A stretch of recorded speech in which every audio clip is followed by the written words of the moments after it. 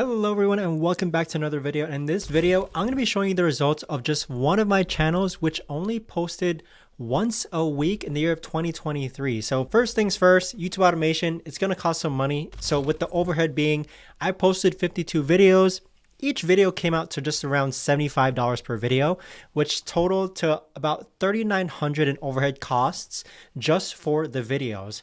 Now, this is just a rough estimate, but for project management services, in which I pay hourly, I'm going to say I've spent maybe like $250 for the entire year just to have someone manage that channel. So that leads to a total overhead of $4,150 in total expenses. Moving on to the analytics, for the total views of 2023, I only got 3 million views on this channel, okay? So it's not a lot. My definition of viral on this channel was getting a video that had over like 50,000 views. So I really wasn't getting a lot of views, only 3 million throughout the entire year. As far as subscribers gained, you can kind of see here, 3 million views, 150,000 watch hours, and 5,000 subscribers gained. With this YouTube automation channel, I'm not really looking to gain subscribers, but people are subscribing to me. 5,000, it's better than nothing. It kind of helps build that momentum when you post future videos that your audience actually wants to watch. So you can kind of see the curve there. Now, moving on to the revenue, this channel made close to $23,000. So I made $22,833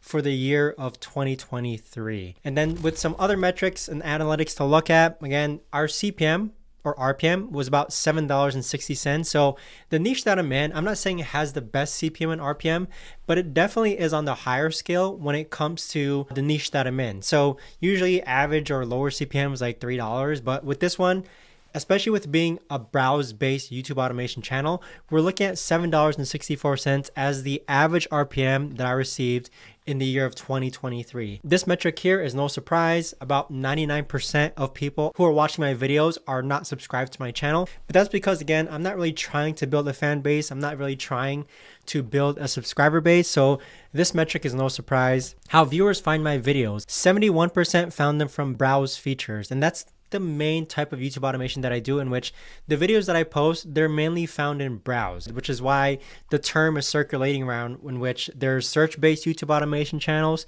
and then there's browse-based YouTube automation channels. And the one that I specialize in and where most of my videos across all my channels get found, it's in browse-based traffic. So 70% from browse features, 10% from suggested videos, and only 8.8% from YouTube search. As far as the geographies go, I am in a niche in which it's heavily based in the US, so about 75% within the United States, second being Canada, and then third being the United Kingdom at 3.5%. As far as the entire profit goes, $22,833 in revenue, about $4,000 in total expenses, which leads to about $18,683 in profit for the year of 2023.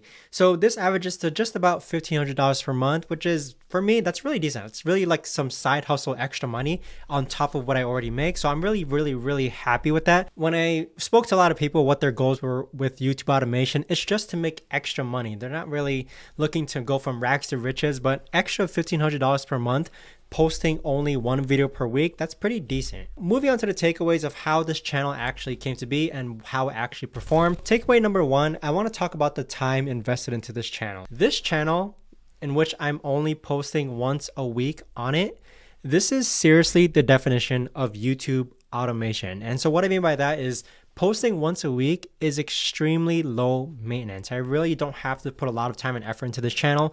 So the time that I spent per month on this channel, I kid you not, it's literally less than an hour to come up with 4 topics for this channel per month. And I do use Task Force for project management and team collaboration. So there's a link to Task Force down below in the description. But with Task Force, essentially how the workflow works is I go on Google News, I look at other news, I follow Instagram accounts within this niche. I kind of see what's trending and what's circulating. And then based on what I find, I come up with only 4 topics per month and I put those topics into Task Force. Once it's in Task Force, that's when my project manager actually takes it and puts it into production. And so Task Force has been absolutely crucial in allowing this to be very automated when it comes to project management and creation for the videos on this channel. Again, there is a link for a free trial down below in the description. And there is actually a free plan as well if you only have one channel. Why don't I post more though? So it's because I like the easy maintenance of this channel. And as I've mentioned numerous times, managing this channel it's so low maintenance and it generates about $1,500 per month. It's a great position to be in. I really only have to come up with 4 topics, like I said, while I can actually work on other channels, which I actually do want to grow. So this channel is super low maintenance. Now, takeaway number 2 is the niche selection. The niche of this channel, it's a very, very narrow niche. And so I thought of the niche when videos from it worked on my general channel. The best example that I can give you here is that I had a general channel, but then a certain type of video on that channel started working. So I decided to dedicate an entire channel to that type of videos.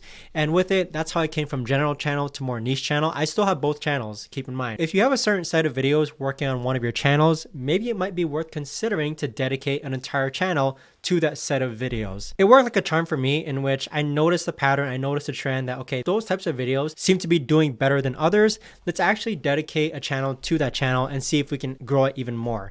And that's what happened. That's how I came across this niche selection. You're not really going to find anyone else talking about this niche. It's just something I happened to come across while doing YouTube automation myself. As far as takeaway number 3, trends last a long time. So this is actually a really, really cool takeaway. A lot of my videos are related to events that happened months ago. Okay, months ago. There's this misconception that trends have a definitive date as to when they die. And I do admit that trends do die, but it's not like, okay, today's January 5th, this trend or event is going to die now.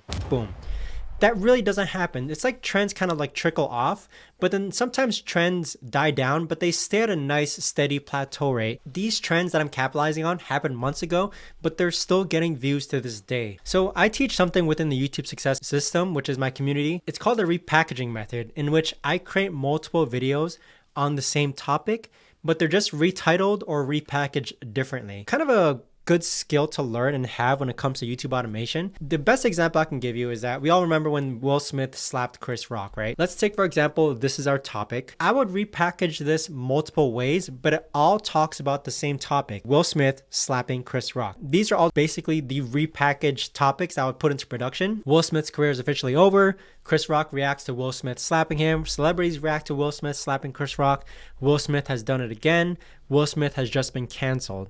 So all of these titles, they all talk about the same topic, which is Will Smith slapping Chris Rock. And that's exactly what I'm doing on that other channel, which is just I'm recreating the same exact topic, but I'm repackaging it differently. So it's a different script, it's a different voiceover, it's a different video edit, it's a different thumbnail, it's a different title, but it all talks about the same thing. So one thing to keep note is that if you are going to use this method of repackaging, you do want to make sure that you're not clickbaiting your audience. If your title is Will Smith's career is officially over and it talks about Will Smith slapping Chris Rock, there's a connection there, there's a tie. But you don't want to go so overboard in which what you repackage your video isn't what's going to be delivered by the topic of your video. Keep a note there that you can repackage a video multiple different times. Just make sure that it's related and that people who click on the video are still going to be interested on what you're giving them within the video. Takeaway number 4, doubling down is very, very powerful. The thing with YouTube automation is that your best teacher is going to be you posting videos.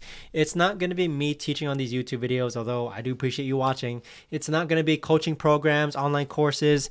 You can watch all the YouTube videos in the world, but the number one teacher is going to be you posting videos and seeing what works and seeing what doesn't work. And once you find a video that works, thinking of future topics becomes 10 times easier. And that's why this channel that I'm talking about, it's so low maintenance and so low overhead. On this channel, I've found winning topics and winning thumbnails that work almost every single time. And that's when I've created multiple videos around the same winning topic and use the same thumbnail template. So there's gonna come a time with your YouTube automation channel where you start noticing patterns, and noticing patterns is a very good skill to have as a YouTuber.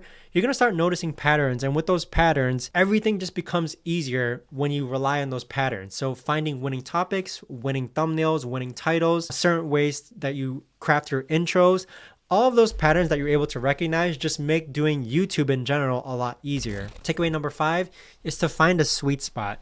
Now, asking yourself, how many times can you effectively post per month? So there's no cardinal rule that says you have to post daily or you have to post 3 times per week, but rather there's a cardinal rule that you do have to be consistent on posting on your channel. And consistent can mean once a week, twice a week, 3 times a week, every single day. It's up to you, okay? But if it were up to me, I would analyze your channel and see if you can dial back on posts while maintaining the same revenue influx, or increase the amount of posts and see if it makes a difference in revenue as well. So you kind of have to experiment with how many times you post, as far as, okay, can I post less while still making the same amount, or can I post more and make even more money? So with that, again, the balance comes though, like now you have to come up with more topics, or now it's more overhead. It's up to you as far as finding your sweet spot. What works for me isn't going to work for you, vice versa. Maybe it will. But with that being said, find your sweet spot when it comes to posting. That's all I have for this video. If you're interested in joining or checking out my community, do check out down below in the link in the description. I'll see you all in the next video.